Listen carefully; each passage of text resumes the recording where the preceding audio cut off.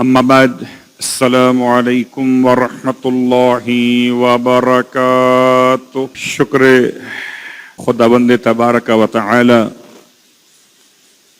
کہ اس نے ماہ مبارک ذی قعدۃ الحرام کا آخری جمعہ بھی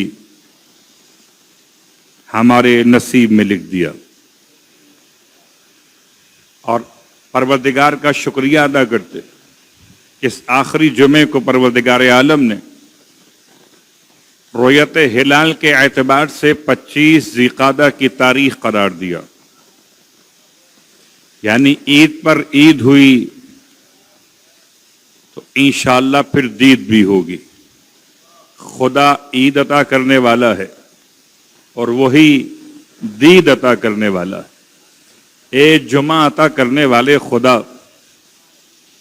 اے زمین کو بچھانے والے پروردگار، اب پردہ غیب سے اسے اپنی زمین پر حکومت حق عطا فرما کہ جس کی حکومت سے ظالم ناکام و نامراد ہوں اور مظلوموں کی داد رسی ہو سکے۔ خدایا چہرہ امام کی زیارت کو ہماری آنکھوں کا سرما سا قرار دے۔ پروردگار قلب امام زمان کو ہم سے راضی و خوشنود فرما۔ پروردگار ہمیں اپنی جان، اپنی تمام تر اہل اور عیال اور تمام تر اولاد اور اموال سب کچھ امام علیہ الصلوۃ والسلام کے قدموں پر قربان کرنے کی توفیق عطا فرما۔ صلوات پڑھنے محمد و آل محمد۔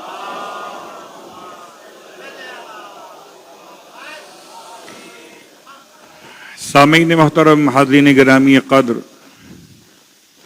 جیسے کہ اس ماہ مبارک کے حوالے سے مسلسل آپ پچھلے خطبات جمعہ میں سن چکے کہ یہ بھی مہینہ مقدس، اور 25 تاریخ کا ایک حوالہ یہ بھی کہ اللہ کے رسول نے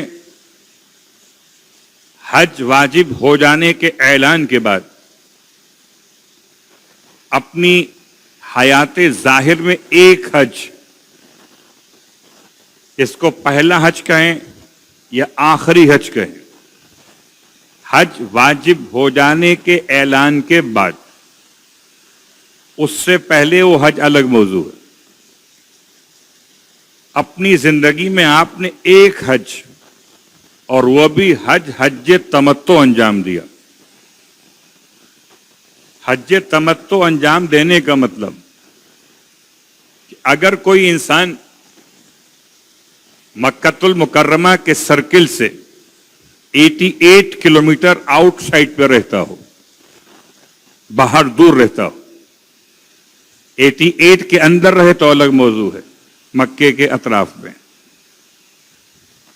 88 کلومیٹر سے دور رہنے والے، اب جتنا دور افریقہ ہو، امریکہ ہو، کہ اس کے علاوہ ایشیا ہو، جہاں بھی رہتا ہو، ان تمام کے حج کا نام حج تمتع۔ تو اللہ کے رسول چونکہ مدینہ منورہ سے آ رہے،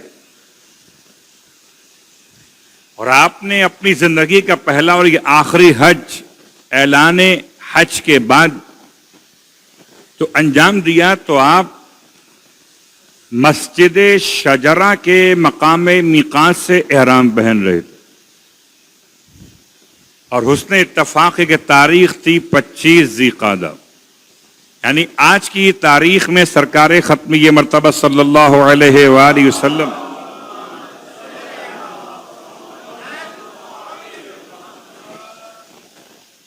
یہ روایت اہل سنت کے طرق سے بھی بیان کی گئی ہے۔ ہمارے کتب کے لحاظ سے کچھ اختلاف بھی ہے، لیکن بہرحال ذی قعدہ کے مہینے میں پیغمبر چلے مدینہ منورہ سے، آپ مکے پہنچے، آپ نے حج کو انجام دیا۔ اس کے ساتھ ساتھ اس ماہ مبارک میں حضرت یونس علیہ الصلوۃ والسلام، کہ جن کو آپ جانتے ذُنُّون کے نام سے، ذُنُّون کا مطلب مچھلی والا، یہ عظیم پیغمبر کہ جن کے لیے خدا نے ایک امتحان قرار دیا، اور امتحان کہیے یا ترک اولا کا عنوان کہیے، آپ شکم ماہی میں رہے، مچھلی کی پیٹ میں رہے، اور اس ماہ مبارک ذی-قعدہ میں خدا نے آپ کو مچھلی کے پیٹ سے باہر نکالا، تو یوں کہیے کہ ایک برتھ ڈے حضرت ابراہیم کی بر روایت امام رضا علیہ الصلوۃ والسلام،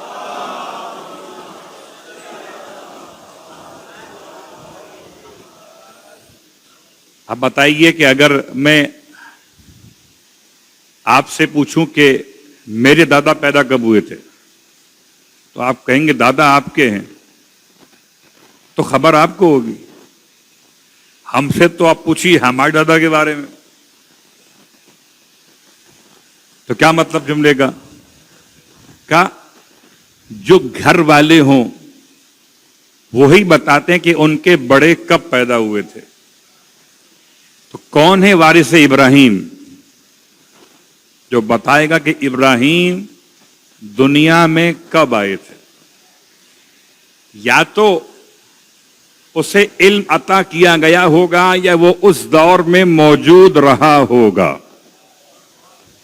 تو حضرت ابراہیم علیہ السلام کی برتھ کی تاریخ میلاد 25 ذی-قعدہ، بعض روایت میں شب 25 ذی-قعدہ رات، اسی تاریخ کی رات۔ پھر امام فرماتے ہیں 25 ذی-قعدہ کی رات میں خدا نے حضرت عیسیٰ علیہ السلام کو بھی ولادت کا شرف عطا فرمایا۔ سلام علیہ یوم ولد، یہ آیت سب پڑھتے، اور جانتا کون ہے کہ یوم ولد وہ یوم تھا کون سا؟ وہ یوم تھا 25 ذی-قعدہ۔ کبھی کبھی کچھ سوالات ایسے ہو جاتے، جیسے کسی نے سوال کیا مولائے کائنات علی ابن ابی طالب علیہ السلام کی بارگاہ مقدس کہ مولا یہ بتائیے کہ جب حضرت آدم نے حج کیا تو آدم تو اکیلے تھے، اکیلا حاجی حج کیسے کرے گا؟ حج کر لے گا، کیونکہ حج کے لیے قافلہ نہیں چاہیے ہوتا، احرام خود پہننا ہے، طواف خود کرنا ہے، نماز طواف کی خود پڑھنا ہے، صحیح کرنا ہے، عرفات جانا ہے، مزدلفہ آنا ہے، مینا پہنچنا ہے، سارے کام کر دے گا۔ ایک کام ایسا ہے کہ جو انسان خود اکیلا نہیں کر سکتا، آج کے دور میں شاید کر لے، حضرت آدم کے دور میں اس کا امکان نہیں تھا۔ کیا کام ہے وہ؟ حج کے 18 واجبات میں سے ایک واجب ایسا ہے جس میں انسان کو زمانہ قدیم میں لا محالہ کوئی دوسرا آدمی چاہیے تھا۔ کون سا کام ہے؟ سوچئے، تو سر پہ ہاتھ پھیریے تو جواب مل جائے گا۔ انسان خود اس دور میں گنجا نہیں ہو سکتا تھا۔ صلوات پڑھیں محمد و آل محمد۔ ذرائع، وسائل، آلات موجود ہیں کہ انسان مرر کے سامنے بیٹھ کر، آئینے کے سامنے بیٹھ کر اپنے سر سے سارے بال اتار لے، شاید، لیکن حضرت آدم کے دور میں یہ ممکن نہیں تھا۔ سوال ویلڈ ہے، حالانکہ سوال کا تعلق معلومات سے تو ہے، معرفت سے نہیں ہے۔ بہت غور کیجیے گا، یہ اگر جان بھی لیا جائے کہ حضرت آدم کے سر کے بال کس نے کاٹے تھے، تو اس کے جاننے سے معرفت بڑھے گی یا علم بڑھے گا؟ کیا خیال ہے آپ؟ کہ علم بڑھے گا۔ بھائی نائی کا نام جاننا، صلوات پڑھے محمد و آل، کس کام کا؟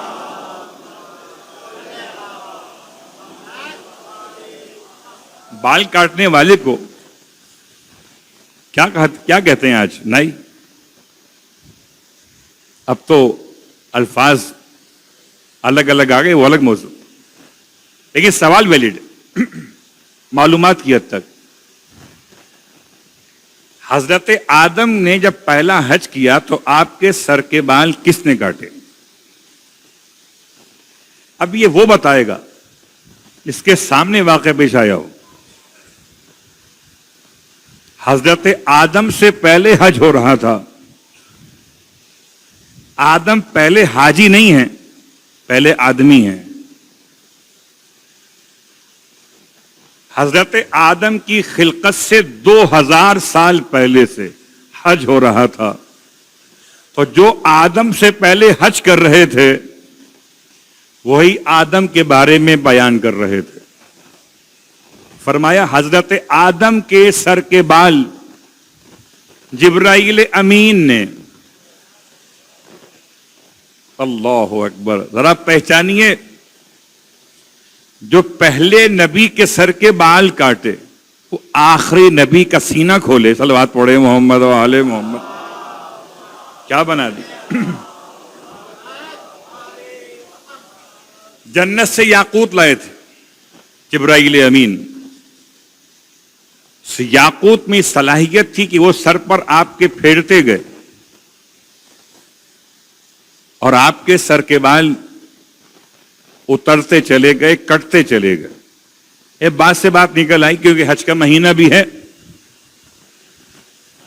اور سوال حضرت ابراہیم کے میلاد، حضرت عیسیٰ کے میلاد کے حوالے سے، سلام علیہ یوم ولد، سلام ہو حضرت یحییٰ پر پیدائش کے دن، اور سلام والسلام علیہ یوم ولدت، اور حضرت عیسیٰ کے الفاظ، مجھ پر سلام ہو اس دن جب میں پیدا کیا گیا۔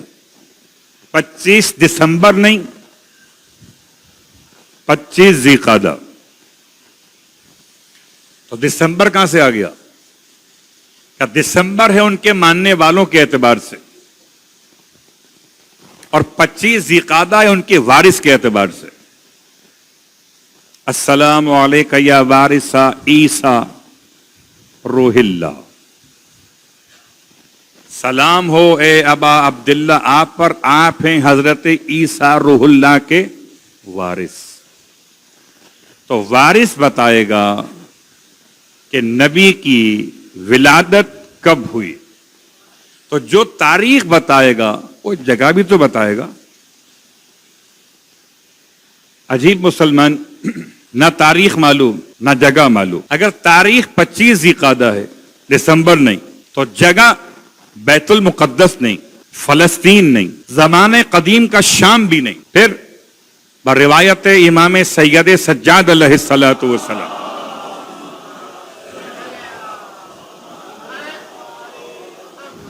حضرت عیسیٰ علیہ الصلوۃ والسلام کی ولادت ہوئی کربلا معلیٰ میں، تو حضرت عیسیٰ پیدائشی کربلائی ہیں، اور ناصر امام زمان بننے کے لیے کم از کم کربلائی تو ہو۔ تو 25 ذی قعدہ کے عنوانات، اور انہی عناوین میں ایک اور عنوان جس کی مناسبت سے میں نے سورہ نازعات کی کچھ آیتیں پڑھی آپ کی خدمت میں، بہت حسین جملے، میں سے ترجمہ کر دیتا ہوں آیت نمبر 27 سے آگے تک۔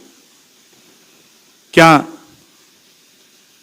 تمہارا پیدا کرنا زیادہ سخت ہے اللہ کے لیے یا آسمان کا بنانا؟ اس نے آسمان کو بنا کے اٹھایا اور چھت کی طرح لگایا۔ پھر غور کیجئے گا، بنیادیں ڈالنا آسان ہے، دیواریں بنانا آسان، سب سے مشکل کام ہے چھت ڈالنا۔ اس نے آسمان کو بنایا اور چھت کی طرح اٹھایا، پھر اس نے اس آسمان کے لیے تاریکی کو رات قرار دیا اور اس میں سے کھینچ کر روشنی کو دن قرار دیا۔ میں آیات کا ترجمہ بامحاورہ کر رہا ہوں سورہ نازعات سے۔ اس کے بعد والارض بعد ذالک دحاہا، اس کے بعد اللہ نے زمین کو بچھایا، یعنی اس آیت کے اعتبار سے زمین آسمان کے بعد خلق کی گئی، کیونکہ اب تفصیل کا وقت نہیں ہے کہ ہم پوری بحث مکمل کر سکیں کہ آسمان پہلے خلق ہوا، زمین پہلے خلق ہوئی، ان دونوں میں کیا فرق ہے؟ ترتیب زمانی ہے یا ترتیب رتبتی ہے؟ کس کا رتبہ بلند ہے، آسمان کا یا زمین کا؟ پہلے کون بنا، آسمان یا زمین؟ ہو سکتا ہے کوئی پہلے بنا ہو، رتبہ بعد میں ہو۔ آپ تو جانتے ہیں آدم پہلے آئے، رتبے میں خاتم کے بہت بعد آئے، دونوں میں فرق ہے۔ پروردگار نے زمین کو بعد میں بنایا، لفظ استعمال کیا دحاہا، اور اسی دحاہا سے لفظ نکلا دحو الارض۔ الدحو کے معنی کیا ہے؟ کتاب العین کے مطابق اس کے معنی البسط، پھیلانا۔ راغب کے مطابق ایک محاورہ ہے کہ بارش برسی اور بارش نے برسنے کی وجہ، بارش کے برسنے کی وجہ سے کنکر پورے علاقے میں پھیل گئے۔ جب کبھی کوئی مکان بن رہا ہو اور ریتی کا ٹرک آیا ہو اور بارش ہو جائے تو کیا ہوگا؟ ریتی علاقے میں جہاں تک پانی بہے گا پھیل جائے گی۔ یہ محاورہ عربی کا ایک معنی پھیلنے کے، یہ لکھا ترجمہ بارش کنکریوں کو بہا کر لے گئی۔ پھیلانا، بہانا، دو۔ جوہری نے لکھا کتاب صحاح کے اندر، دحو کہتے ہیں کسی کو لڑکا دینا، ایسے بال کو آپ نے آگے زمین پہ لڑکا دیا اور بال آگے چلی گئی، لڑکانا۔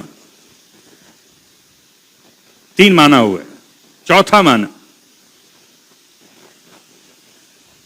ازالہ عن مقرہا، کسی شے کو اس کے مقام سے ہٹا دینا۔ چار معنی ہو گئے۔ لڑکانے کا مطلب زمین کی حرکت، زمین کی حرکت کا تصور قرآن کے نزول کے زمانے میں ذہن میں آ نہیں سکتا تھا، اس لیے اس کے معنی وہ کیے جو اس دور میں لوگ سمجھ سکتے تھے، اور اسی بات کو سمجھاتے ہوئے امام رضا علیہ الصلوۃ والسلام کی بارگاہ مقدس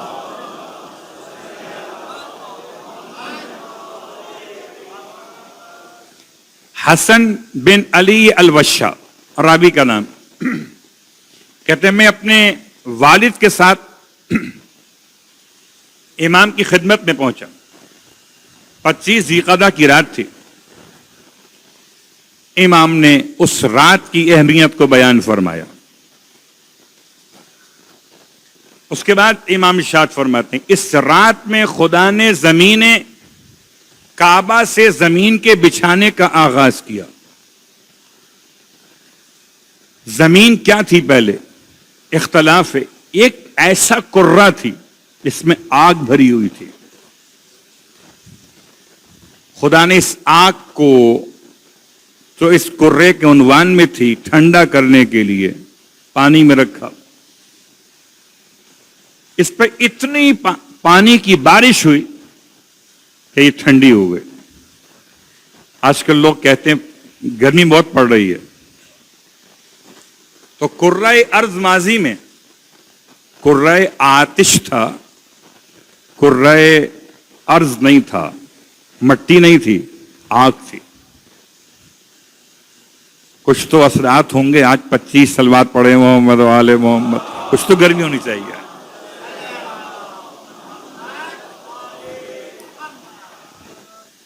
خدا نے کیسے بچھایا؟ سب سے پہلا علاقہ جو زمین کا بچھایا گیا وہ نہ پاکستان کا تھا اور نہ ہندوستان کا تھا، سب سے پہلے، جسے آپ اگر تلاش کریں عربی تاریخ میں تو ام القری، قریوں کی ماں، سب سے پہلے جو قریہ بنایا گیا وہ ہے مکۃ المکرمہ، کہ جہاں کے رہنے والوں کو امی کہا جاتا تھا، ام القری، ماں ہے قریوں کی، اور اس قریے میں سب سے قدیم قریہ ہے خود وہ پلاٹ جس پر کعبہ بنا ہوا ہے۔ کعبے کی باہر کی زمین اور ہے، کعبے کے اندر کی زمین اور ہے۔ خدا نے کیا شان اس زمین کو عطا فرمائی کہ جو قریوں کی ماں تھی اس میں تراب کے باپ کو اتار دیا، یعنی پوری کائنات میں اس روئے زمین پر جتنے لوگ پیدا ہوئے وہ سب بات کی بنائی ہوئی زمین پر پیدا ہوئے، جب سے بنی اور قیامت تک جب تک رہے گی ایک ہی وجود ہے جو اس جگہ پیدا ہوا، یعنی کعبے کے اندر کی زمین پر نہ کوئی مولائے کائنات سے پہلے پیدا ہوا نہ مولائے کائنات کے بعد پیدا ہو سکے گا۔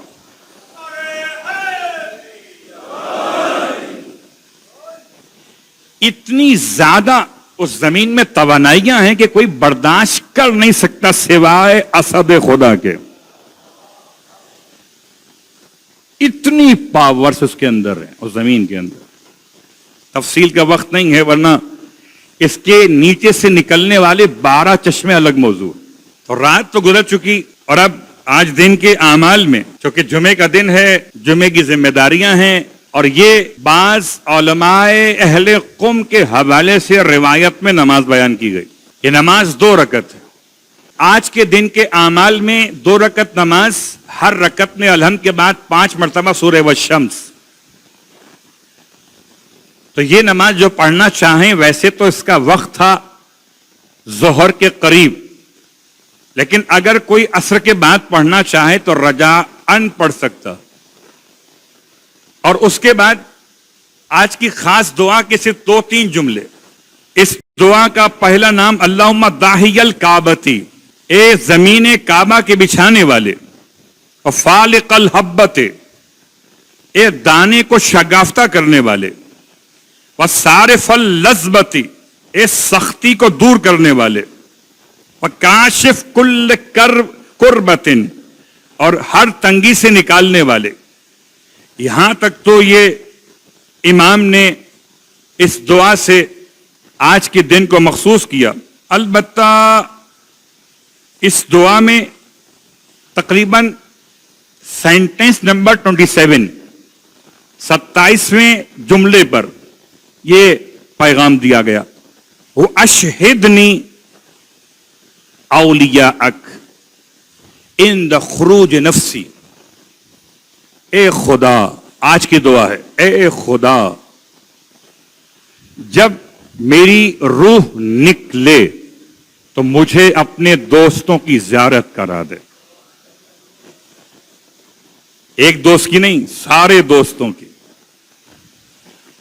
یہاں دوستوں سے مراد محمد اور آل محمد علیہ الصلوۃ والسلام۔